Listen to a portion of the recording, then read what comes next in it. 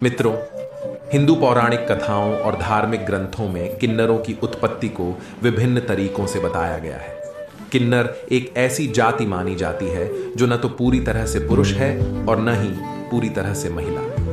मित्रों, एक समय की बात है, देवर्षि नारद नारायण नाम का जाप करते हुए वैकुंठ लोक से गुजरते हैं। नारद जी को देखकर भगवान श्री हरि विष्णु कहते हैं, हे देवर्षि पधारो, वैकुंठ में तुम्हारा स्वागत है। आज अचानक ही वैकुंठ में आने का क्या प्रयोजन है? अवश्य ही कोई महत्वपूर्ण समाचार लेकर आए होंगे। नारद जी कहते हैं, हे प्रभु, मेरा प्रणाम स्वीकार कीजिए। आप तो सब कुछ जानते हैं, फिर भी आप बन रहे हैं। इस ब्रह्मांड के कण कण में आप ही का वास है, मेरे भीतर भी आपका ही वास है। आप भली भांति जानते हैं कि मैं आपके पास किस प्रयोजन से आया हूं। भगवान विष्णु कहते हैं, हे नारद, मैं अवश्य जानता हूं तुम्हारे मन में क्या चल रहा है और आज तुम मानव जाति के कल्याण के उद्देश्य से ही यहां पर आए हो। इसलिए तुम्हारे मन में जो भी शंका है, निसंकोच होकर पूछ लो। नारद जी कहते हैं, हे प्रभु, यदि आप आज्ञा दें तो आपसे मैं एक प्रश्न पूछने के लिए आया हूं।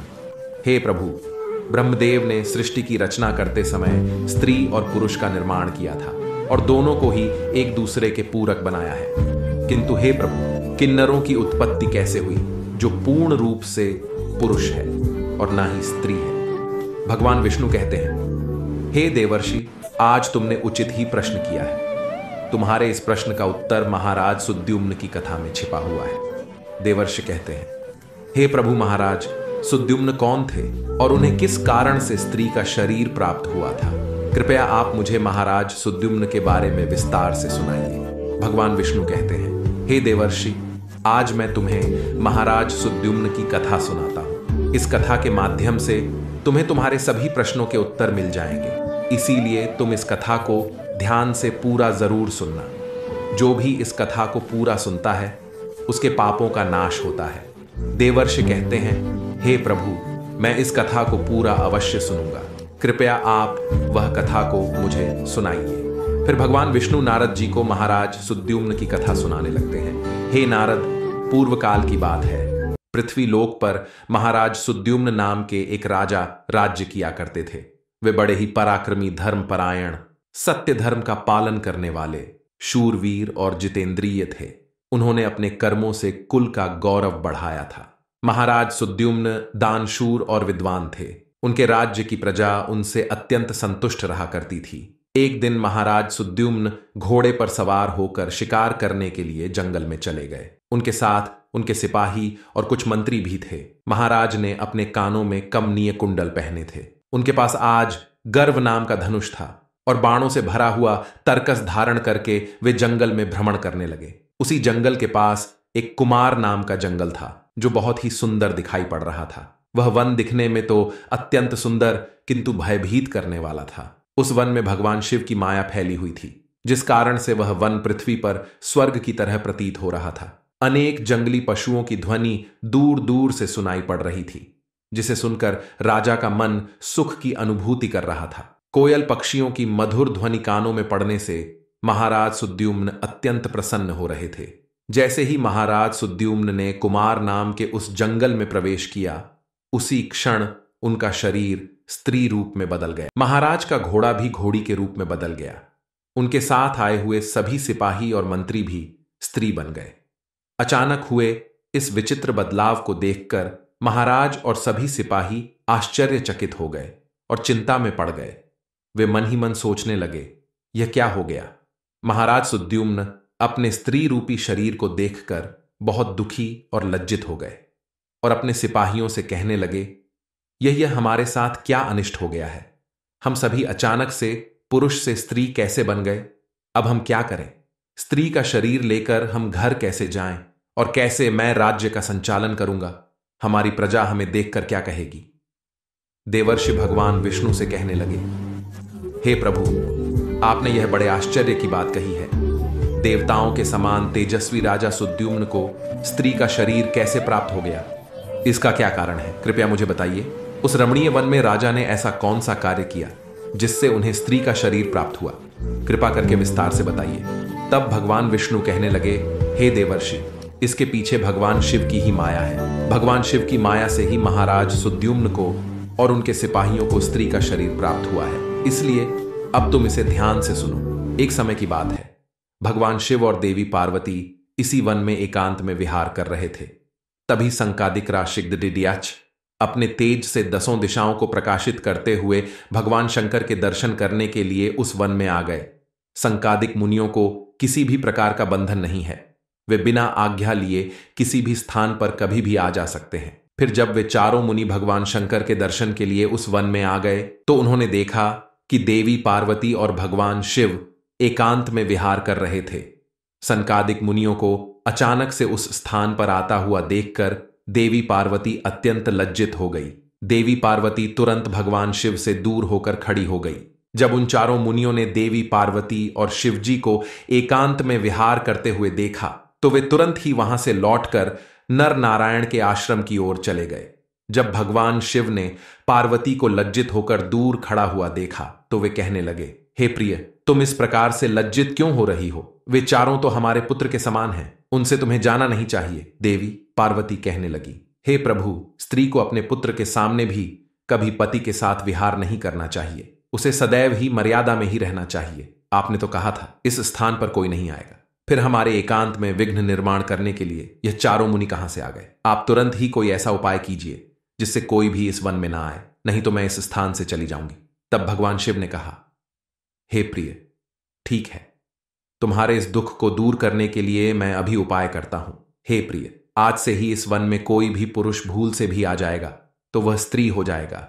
हे देवर्षि, उस दिन से जो भी उस वन में जाता है वह स्त्री बन जाता है। जो लोग यह जानते हैं कि उस वन में शिवजी की माया फैली हुई है वे भूल से भी उस वन में नहीं जाते हैं। किंतु महाराज सुद्युम्न इस बात को नहीं जानते थे और वे अज्ञानवश अपने सिपाहियों के साथ उस वन में चले गए और शिवजी की माया के प्रभाव में आकर उनका पुरुषत्व नष्ट हो गया और वे सभी स्त्री बन गए। स्त्री का शरीर प्राप्त होने के बाद महाराज लज्जावश घर नहीं गए और उसी वन में इधर उधर भटकने लगे। स्त्रीत्व प्राप्त होने के कारण उनका नाम इला पड़ गया। इस प्रकार से महाराज सुद्युम्न इला के रूप में वन में अपनी सखियों के साथ इधर उधर भटकने लगी। एक दिन वे सभी वन में सुंदर जलाशय के पास खेल रही थे। उसी समय चंद्रमा के पुत्र बुध उसी स्थान से गुजर रहे थे। अनेक स्त्रियों के साथ भ्रमण करती हुई उस युवती इला को देखकर चंद्रमा के पुत्र बुध उस पर मोहित हो उस इला के सुंदर तथा मनमोहक रूप को देखकर बुद्ध जी मंत्रमुग्ध हो गए और उसी क्षण उनके मन में उस इला को पाने की इच्छा प्रकट हो गई। जब इला ने भी बुद्ध जी का सुंदर रूप देखा तो वे भी बुद्ध जी पर मोहित हो गए और उन्हें अपना पति बनाने के लिए व्याकुल हो उठी। इस प्रकार से इला और बुद्ध दोनों ने एक दूसरे को देखकर अपना प्रेम प्रकट किया। परस्पर अनुराग के कारण उन दोनों ने विवाह कर लिया और कुछ दिनों में उन दोनों के बीच संयोग हुआ। फिर बुद्ध ने इला के गर्भ से एक संतान को उत्पन्न किया जिसका नाम पुरुरवा रखा गया, जो आगे चलकर चक्रवर्ती सम्राट हुआ। पुत्र को जन्म देने के बाद भी वह इला उसी वन में रहने लगी। फिर एक दिन इला अपने पहले के पुरुष रूप को याद करके चिंता करने लगी। तभी उसने मुनिश्रेष्ठ वशिष्ठ जी का स्मरण किया। इला के द्वारा स्मरण करते ही मुनिवर वशिष्ठ जी उस स्थान पर प्रकट हुए। मुनि वशिष्ठ जी इला से कहने लगे, हे देवी, आप किस कारण से दुखी हैं? यदि कोई गोपनीय बात ना हो तो तुम मुझे तुम्हारे दुख का कारण बताओ।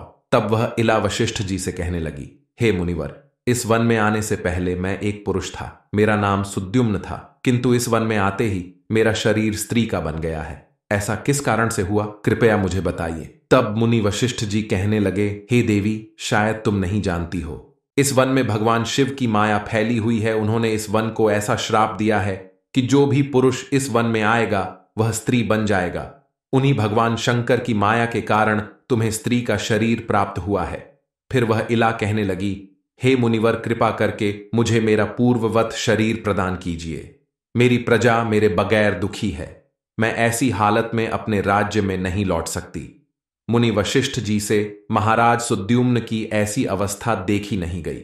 महाराज बड़े शूरवीर और पराक्रमी थे, किंतु शिव जी की माया के कारण उन्हें स्त्री का रूप प्राप्त हुआ था। वशिष्ठ जी कहने लगे, हे वत्स, तुम चिंता मत करो, मैं भगवान शिव से प्रार्थना करके तुम्हारी सहायता करूंगा। तब वशिष्ठ जी ने उसी स्थान पर समस्त लोकों का कल्याण करने वाले भगवान शंकर की आराधना करना आरंभ किया। भगवान शंकर वशिष्ठ जी की आराधना से अत्यंत प्रसन्न हुए और साक्षात उन्हें दर्शन देकर कहने लगे, हे मुनिवर, मैं आपकी भक्ति से अत्यंत प्रसन्न हूं। आपको जो भी मनोवांछित वर चाहिए उसे मांग लो। तब वशिष्ठ जी भगवान शंकर से कहने लगे, हे प्रभु, आपके दर्शन से मेरा व्रत सफल हुआ। हे भोलेनाथ, मेरी बस यही कामना है कि आप मेरे शिष्य महाराज सुद्युम्न को पुनः पुरुष बना दीजिए। फिर शिव जी ने कहा, हे मुनिवर, मेरी ही माया के कारण सुद्युम्न को स्त्री का शरीर प्राप्त हुआ है, इसलिए मैं ही इसे पुरुष का शरीर प्रदान करता हूं। किंतु राजा सुद्युम्न एक मास के लिए पुरुष बने रहेंगे और एक मास के लिए वे स्त्री बने रहेंगे। इतना कहकर भगवान शिव उस स्थान से अंतर्ध्यान हो गए। इस प्रकार से वशिष्ठ जी की कृपा से और भगवान शिव के आशीर्वाद से महाराज सुद्युम्न को एक मास के लिए पुरुष का शरीर प्राप्त हुआ और वे अपने राज्य में लौट गए और सुखपूर्वक राज्य करने लगे। जब महाराज पुरुष के रूप में होते तो वे अपने नगर में जाकर राज्य किया करते थे, और जब वे एक मास के लिए स्त्री के रूप में होते तो वे वन में आकर ही रहने लगते थे। महाराज के ऐसे विचित्र व्यवहार से उनकी प्रजा त्रस्त हो गई और वे पहले की तरह महाराज सुद्युम्न का सम्मान भी नहीं करते। इधर महाराज के स्त्री रूप में रहते हुए बुद्ध से उन्हें जो पुत्र प्राप्त हुआ था, जिसका नाम पुरुरवा था, वह जवान हो गया। तब महाराज सुद्युम्न ने उसे अपना राज्य सौंप दिया और वे सदा के लिए वन में रहने के लिए चले गए। वन में जाकर महाराज सुद्युम्न अपने स्त्री शरीर इला के रूप में तपस्या करने लगे। फिर उन्होंने देवर्षि नारद जी से नवकार मंत्र की दीक्षा ली और देवी पार्वती की उपासना करने लगे। अनेक वर्षों तक उस वन में रहकर उन्होंने उस मंत्र का जाप किया और देवी को प्रसन्न कर लिया। तदनंतर भक्तों का उद्धार करने वाली जगत जननी भगवती पार्वती ने उन्हें साक्षात दर्शन, उस समय देवी सिंह पर आरूढ़ होकर उनके सामने खड़ी हो गई। देवी को अपने सामने खड़ा हुआ देखकर इला ने उन्हें नमस्कार किया और उनकी स्तुति करने लगी। हे जगत जननी, मैं आपके चरण कमल की वंदना कर रही हूं। कृपा करके मुझे इस शरीर से मुक्ति प्रदान कीजिए। तब देवी ने उस पर प्रसन्न होकर कहा, हे इला, आज तुम्हें स्त्री शरीर से मुक्ति मिल जाएगी और तुम परम पद को प्राप्त कर लोगी। देवी के इतना कहते ही इला ने अपने शरीर का त्याग किया और परम पद को प्राप्त कर लिया। महाराज सुद्युम्न के परम धाम को जाने पर महाराज पुरुरवा राज्य करने लगे। हे देवर्षि, अब सुनो किन्नरों की उत्पत्ति का रहस्य। महाराज सुद्युम्न अपने सिपाहियों के साथ उस वन में आए थे। उनके जो सिपाही थे वे सभी किन्नर बनकर सुमेरु पर्वत के पास जाकर निवास करने लगे। उन्हीं से किन्नर प्रजाति की उत्पत्ति हुई। तो दोस्तों, इस प्रकार से भगवान विष्णु ने नारद जी को किन्नरों की उत्पत्ति का रहस्य बताया है। उम्मीद है आपको यह कहानी पसंद आई होगी। वीडियो को लाइक करें और कमेंट में हर हर महादेव जरूर लिखें। धन्यवाद।